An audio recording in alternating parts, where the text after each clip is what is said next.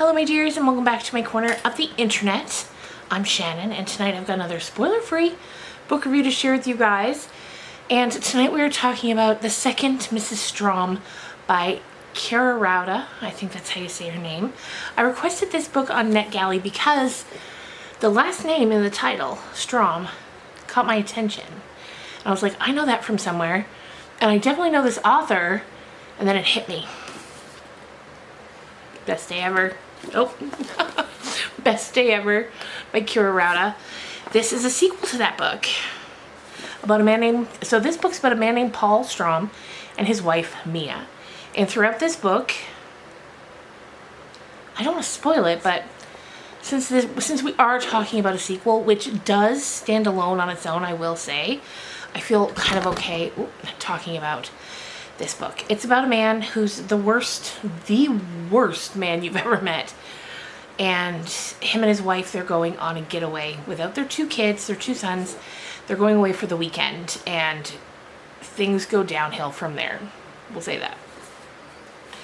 This book, The Second Mrs. Strom, is it's about Paul. Again, he is still the worst man you've ever met.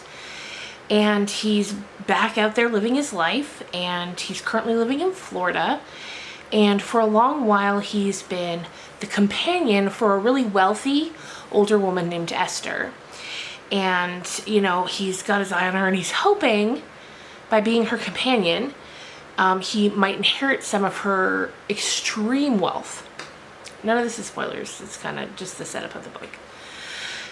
Anyway, when she finally passes away, he finds out that not only is he getting some of this money, he's getting all of it.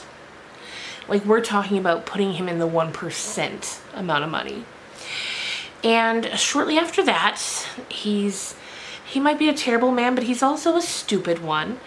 And that does seem to go hand in hand often, doesn't terrible and stupid? Anyway, he marries this woman named Cecilia. And what we have here is a man who may have finally met his match. So the book takes place over a few days while the two of them, Cecilia and Paul, are celebrating their 1-year wedding anniversary. And so we get some flashbacks to Cecilia before they married and leading up to their marriage and early on in their marriage. And then we already know Paul, but we do get some info from him as well. Also, once we get a bit of a ways in throughout the chapters that are Paul's chapters, the end of his chapters have these diary entries who were not at first entirely sure who these diaries, like who these entries are written by. And eventually we do find that out. Now, unfortunately, that's pretty much all I can tell you without telling you too much, so I feel like this video is going to be extremely short. I enjoyed it. It's a fast-paced read, even though it does get a bit repetitive. I find as you're going back and forth through these chapters, and the days are all very similar, and they're very slow-moving, but you are getting the info as you go along. So I do think a lot of people will like this book, and also the one that came before. But like I said, The Second Mrs. Strom can stand alone if you haven't read Best Day Ever. One thing I will say is towards the climax of this book, he starts referring to that particular night as the best night ever, and that did make me laugh. There were also a few things said throughout this book that makes me think that the author is a Swiftie, Taylor Swift fan. So, yeah, I mean, I would recommend. It's a fun read. It's light. There's not, I mean, it's dark, but it's light, if that makes sense. You know, some books are, you know, more complicated to read or take more time and effort. This is a quick one. It's quick. It's going to get a 3.5 star for me. Perhaps round it up to a 4. And I enjoyed it. It was fun. And you'll have fun. If you've read the first one and you liked it, definitely read the second one. If you read the first one and you didn't like it, then you can just mosey on. You don't need to waste your time here with this book. But definitely enjoyed it. And that's really all, I guess. How long is this? 5 minutes.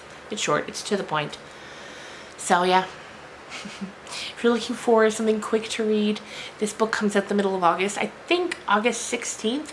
I'll correct myself if that's not the right date. But yeah, thank you guys so much for watching. I hope you're having a great weekend. I had to stop and think what day it is. It's Sunday. It's a long weekend here. July 1st is Canada Day, so it feels like Saturday to me, even though it's Sunday. Anyway, that's enough. That's enough.